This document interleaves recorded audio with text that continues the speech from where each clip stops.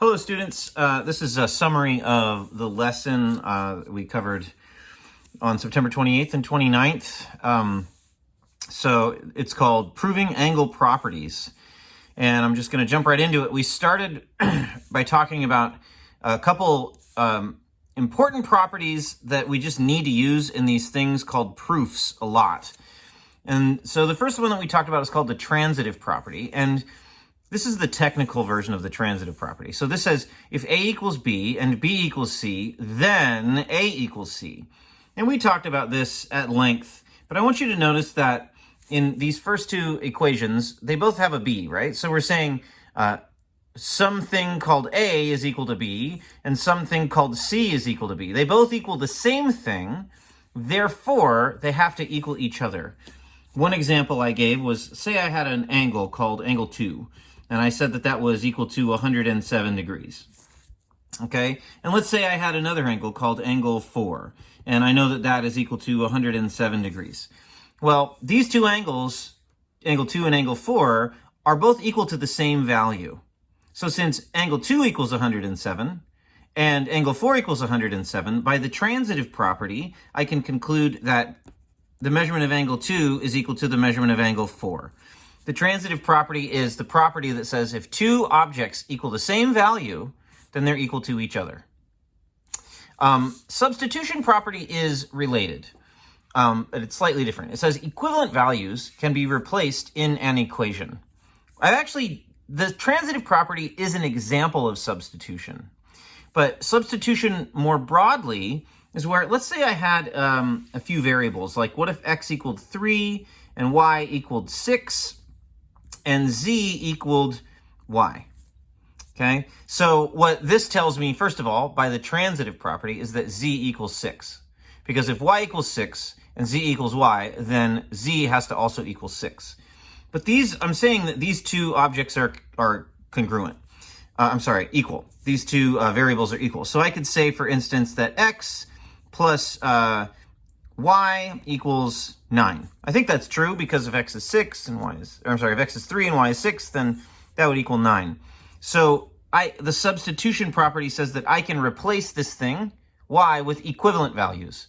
So I can replace it with a z. I could say that x plus z also equals 9. I can just take one piece of the equation and exchange it for something else that has the same value. Then we spent quite a while. I had students try to explain, using the properties that we already knew, why is angle 3 congruent to angle 5? And we wrote paragraphs about it in class, but I'm just going to go through it real fast. The paragraph that the ideas behind the paragraph. Well, we said that angle 1 had to be the same as angle 3 because we know that vertical angles are always congruent.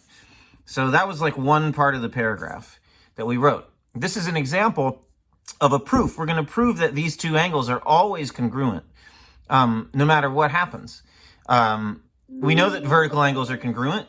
Let's see here. We also know that angle 1 is congruent to angle 5 because I gave you this idea that if these lines are parallel, which I said that they were here, if lines are parallel, then corresponding angles are always congruent. That's a property that's just true.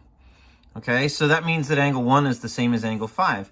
And so we kind of finished by saying, well, since 1 is the same as 3 because they're vertical angles, and 1 is the same as 5 because they're corresponding angles, then angle 3 is the same as angle 5. And the reason there is the transitive property. If two objects are congruent to the same thing, if 3 is the same as 1 and 3 is the same as 5, if 3 is the same as 1 and 5 is the same as 1, then 3 is the same as 5 because they're both the same as 1. So that's another example of the transitive property in action. Okay, so that was like a big bulk of our class. And then at the end of class, I introduced the idea of a two-column proof. And I did these two. And then I assigned a couple more. So the first one that I did was we know that vertical angles are always congruent. So I decided that we would prove in class that the measurement of angle 1 is always equal to the measurement of angle 3, but we did it in this new format called a two-column proof, where we make statements here, sort of like making claims, and then we support those statements with evidence, or what we call the reason. And So I started off looking at the diagram and thinking, I want to prove that 1 is the same as 3. And I can't say that they are because they're vertical angles, because I'm trying to prove that vertical angles are the same. And so what I did instead was I know that angles that form a line, like angle 1 and angle 2 form a line. They're called a linear set. So I can say that the measurement of angle 1 plus the measurement of angle 2 is equal to 180 degrees, and that's because they are a linear set. We know that linear sets always are supplementary. Okay, and so then from there I noticed that angles 2 and 3 also form a line. So that's another linear set. So I could say that the measurement of angle 2 plus the measurement of angle 3 also equals 180 degrees, and that's the same reason, because they're a linear set.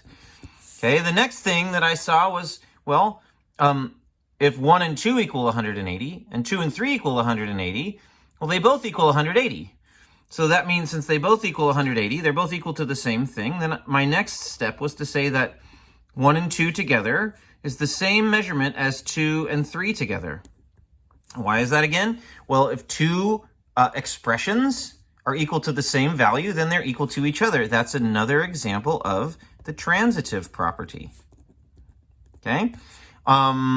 We're trying to show that 1 is the same as 3, but look at this equation. It says angle 1 plus angle 2 is equal to angle 3 plus angle 2.